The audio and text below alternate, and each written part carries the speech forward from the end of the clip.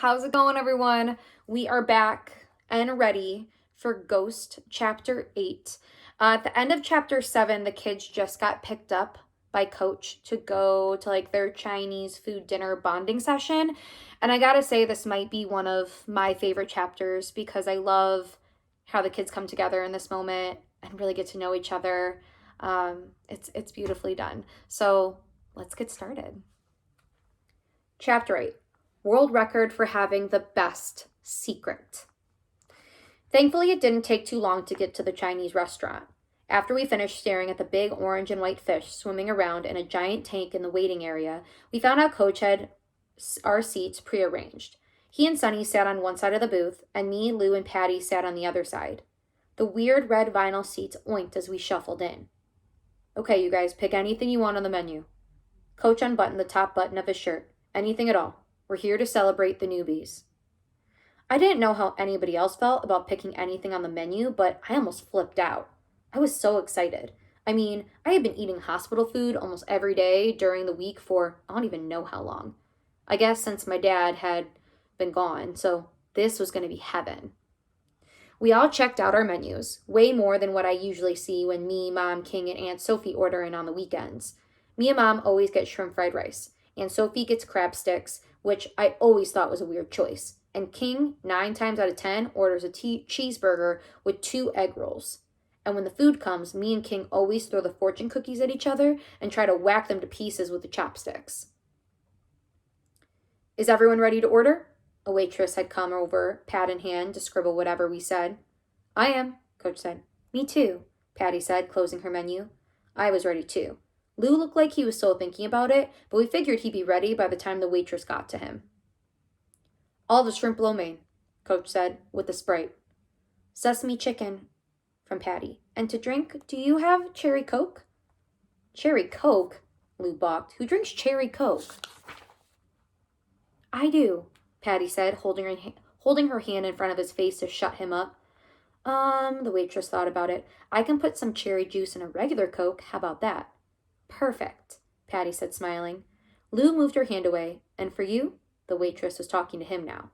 Oh, I'm not ready, he said, picking up his menu again. Go ahead, Ghost. I'm going to have the Pekin chicken, please, and a lemonade. Pekin duck? Lou again. Not Peking, Sunny said. Peking. I'll have that too, please. And to drink? Sparkling water, please. Y'all are the fanciest newbies I ever met, Coach said. He moved his silverware and chopsticks off his napkin, then put the napkin in his lap. Are you ready now? The waitress asked Lou again. Yeah, you ready now? Patty repeated, way harder than the super soft-spoken waitress. There's just so many options, but I think I'm just going to have shrimp fried rice, Lou said. Shrimp fried rice? From Coach. After all that, you order shrimp fried rice? From Patty. Good choice, from Sunny, nicing it up as usual. The waitress disappeared with our menus. That's when Coach started his boring speech about how proud he was to have us on the team and how great this season was going to be. He said we all showed promise. Well, that was something I had never heard before, that I was showing promise. Then he started dishing dirt about some of the other teammates. Not really dirt, just funny stuff they'd never tell us, like how Crystal Speed used to be Crystal No Speed. He said she used to run like her feet were made of cement. Now she's better. He also said Mikey has always been kind of tough. Comes from a military family. Coach said his father makes him salute in everything. Aaron is the oldest of a whole bunch of brothers and sisters, so he's always annoyed at everybody on the track team, but can't help but take care of everyone, which is why he's the captain. Right when he was telling us about how Curon Outlaw was the king of the false start last year, our waitress returned to the table with our food. Yes. It was go time, and I was so ready. I had even made up in my mind that no matter how good the food was, I would save some for Ma. I mean, it wasn't every day we ate duck. Matter of fact, we never ate duck. So yeah, I was definitely going to save her some. We all put our napkins in our laps like Coach did. And as the lady set the plates in front of us piled up with Chinese goodness, Coach quickly gathered all of our forks and knives. He even snatched our chopsticks. Okay, newbies, here's the deal, he said, clenching the utensils. In order for you to get your silverware back, so that you can enjoy this amazing food, you have to tell everybody one thing about yourself that most people don't know. Something good. Wait, what? Patty said, looking longingly at her sesame chicken. I stared at my duck, the smell of it doing all kinds of cartwheels and backflips in my nostrils. Oh, man. It's tradition, Coach explained. So who's first? Me, Lou offered, staring at his fried rice like it wasn't fried rice. I'm starving, so I'll go first. Coach shifted one fork, one spoon, one knife, and one set of chopsticks in his right hand. The rest were in his left. He held Lou's utensils up and smiled. Let's hear it. Lou looked off as if his secret was on the other side of the restaurant, or in the big fish tank.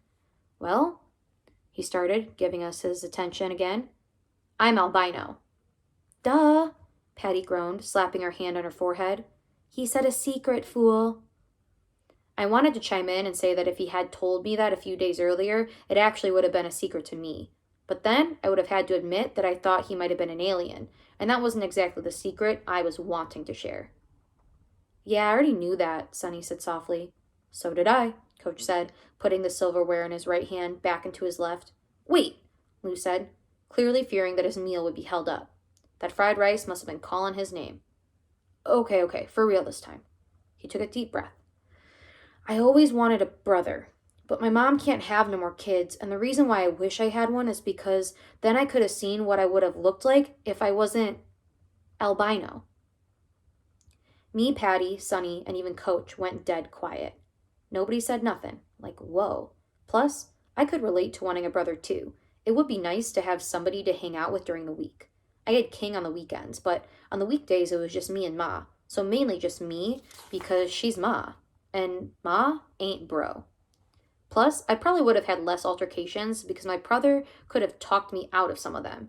He probably would have talked me out of cutting my shoes up and stealing the silver bullets from the sports store too. So I was totally with Lou on this one. Coach handed Lou his utensils and even slid the soy sauce over. Don't wait for us, son, Coach told him. Dig in. You earned it. Lou went for it. As he shoveled rice into his trap, Sonny spoke up. So, I don't have a mom, Sonny said. I mean, I do, but she's gone. She passed away giving birth to me. Patty's eyes instantly began to shine. I could feel mine wetting up too, but I didn't want to cry. Not at our special newbie dinner. But I felt for Sonny. My mother isn't always the happiest lady on earth, but that's just because times have been tough. But I'd rather have tough times with her than no times at all. Sonny ain't never even met his mom. Never even had her cooking, and all moms could cook, when they're not too tired. That's so sad, Patty said, reaching across the table for Sonny's hand. I'm so sorry. Nah, it's okay. It's the reason I run. Well, I didn't really have a choice. My father made me. See, he did everything right. Got good grades, went to college, became a big-time businessman, and found the perfect wife. They had the big house and the nice cars, but my mother wasn't into all that stuff. At least, this is what my father says. He says that even though he gave her everything, she wanted to accomplish her own goals. And the biggest one was she wanted to win a marathon. That's it? She wanted to run a marathon? Lou asked with a full mouth. No, she ran a lot of them. She wanted to win one, Sonny clarified. And she was planning to rev up her training after the pregnancy, but she died. So my father made me run. He felt like I owed it to her. I hated it at first, but I didn't have a choice. But now, because I've been running for so long, I don't even think about it anymore, and kind of feel like I can somehow connect to her this way.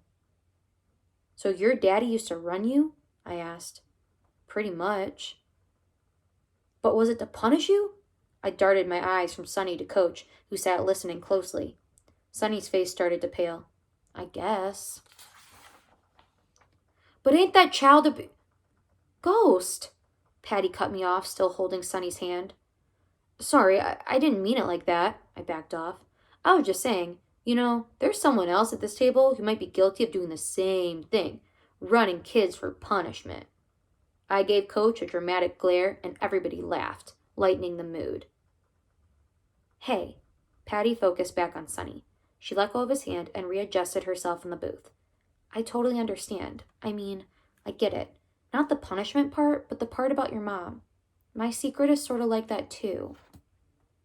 Sliding Sonny's utensils over to him, Coach nodded, but didn't say anything. He just listened and doled out the eating tools. He put another set in his right hand. Those were going to be Patty's. Really? Sonny said encouragingly. Yeah. I'm adopted, as y'all already know, Patty continued, but I'm not like most adopted kids. Most don't know their folks, but I know my mom. You do? Lou asked, with a mouthful of rice this time. He looked so surprised, like he should have known this about Patty since they had been friends for so many years. Yep, me and my little sister Maddie go see her all the time, Patty said. She's cool. So why she give you up then? Lou said stupidly. Lou, Coach snapped. Lou stopped chewing. Coach pointed at me and Lou. Why was he pointing at me? And said, Thing 1 and Thing 2. What y'all do before I pick y'all up? Study the world's most inappropriate questions? No, it's okay, Coach, Patty said. It's actually a good question. She rested her hands on the table. She actually gave us up because she doesn't have legs. They had to get cut off because she got the sugar. Patty paused to make sure we knew what she meant by the sugar. I guess her faces made it clear that we didn't because she continued. Diabetes. But who takes care of her? I asked. She takes care of herself mainly, but she couldn't take care of us, you know? Patty explained, now fingering the corner of her eyes.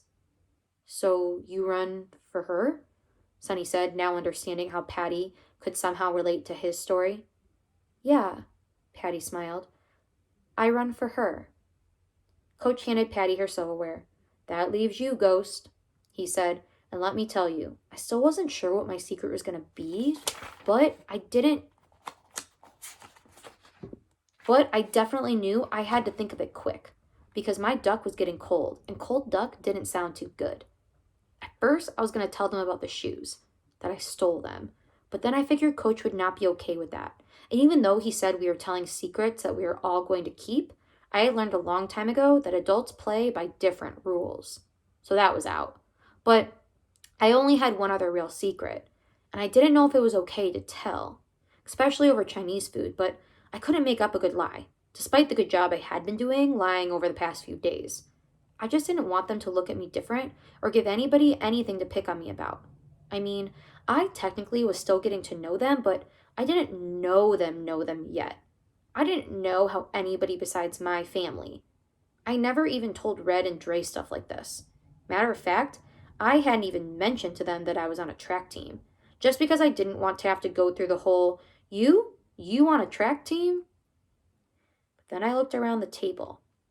Everybody had told such personal stories about their families, so maybe my family story wouldn't be so bad after all. Plus, my duck. It was getting cold. So, my dad's in jail for trying to shoot me and my mother, I blurted. And before anybody could say anything, I held out my hand for my utensils. Lou dropped his fork. Patty dropped her knife.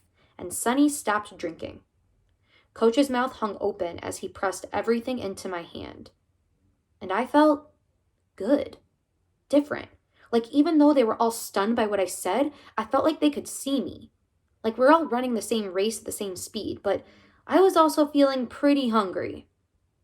Thanks, I said, taking my fork and stabbing the duck with it. I twisted meat off the bone and stuffed it into my mouth like nothing was wrong. Like I hadn't just dropped the atomic bomb of secrets, but I didn't really want to make a big deal of it. I just wanted to say it and eat. So what about you, Coach? I asked through my chewing of the best food I had ever had.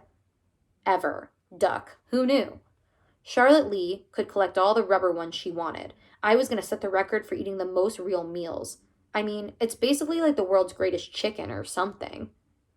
Everybody else had started back, digging in to their plates, even though now things were definitely a little awkward. Just a little.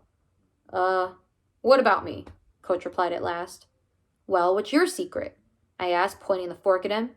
No. This is all about y'all, not me. Come on, Coach, said Patty. Don't be like that. Yeah, I thought coaches were supposed to set an example, said Lou. Watch it, Coach snipped, not but jokingly. No offense, Coach, Sonny said, but Lou's right. And Lou's never right, Patty teased, reaching over and snatching Coach's chopsticks and fork. Coach shook his head. I can't believe this. You dirty little rats. But I like the fact that y'all are ganging up on me. That means my plan's working. He put his hands together like an evil villain. You're bonding.